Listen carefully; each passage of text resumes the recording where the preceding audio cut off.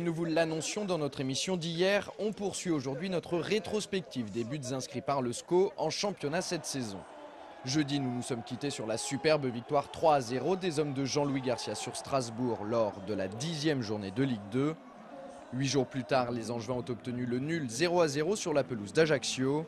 Résultat, on redémarre avec la rencontre qui a opposé Angers à Tours le 24 octobre dernier. On jouait alors la 12e journée. Dans ce derby de la Loire, Angers prend rapidement l'avantage grâce à cette tête de Bruno Ekwelemanga. Olivier Auriac double la mise en deuxième mi-temps et assure le succès de sa formation. Au sortir de ce match, le SCO est 9e de Ligue 2. Après leur nul à Guingamp, les SCOistes accueillent ici Amiens au stade Jean-Bouin. La situation met du temps à se débloquer. C'est une nouvelle fois Paul Alouifoulou qui fait la différence. Il inscrit là son 5e but en championnat. C'est la 3e victoire consécutive à domicile pour la bande à Brunel. Une semaine plus tard, Angers continue son petit bonhomme de chemin dans le Nord. Face à Boulogne, les protégés du président Bernard décrochent leur premier succès à l'extérieur de la saison. Vinicius montre la voie à ses partenaires en inscrivant le premier but de la partie. Il est imité par Charles Diers qui à 2 reprises trompe la vigilance du portier adverse Jean-François Bédénic. Grâce à cette victoire, le SCO est désormais 6e au classement. Très heureux, très fier de ce qu'a réalisé mon équipe, le staff également, parce qu'on a vraiment fort bien préparé ce match. Au-delà du résultat, il y a quand même aussi une certaine manière qui nous donne beaucoup de confiance pour la suite du championnat.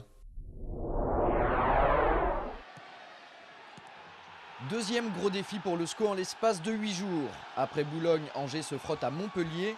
C'est sans aucun doute la rencontre la plus spectaculaire qui s'est déroulée à Jean-Bouin cette année. Score final 3-3 entre les deux équipes. Les buts angevins sont signés Paul Alouifoulou, Floyd Haïté et Malik Couturier. C'est à la fois un résultat satisfaisant et décevant puisque les SCOistes se sont fait rejoindre dans les ultimes secondes du temps additionnel. Quand on mène, on sait qu'à un moment donné, il faut tuer le match ou il faut savoir bien défendre. Et puis ce soir, on l'a pas bien fait. Le SCO enchaîne avec un déplacement délicat à Metz lors de la 17e journée. Les joueurs de Jean-Louis Garcia créent la surprise en s'imposant 1-0 grâce au 4e but d'Olivier Auriac en championnat.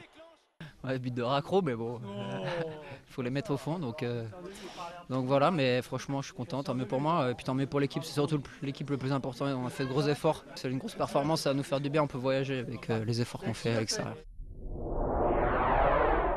Hors de leur base ou à domicile, les Angevins sont quasi irrésistibles en ce moment.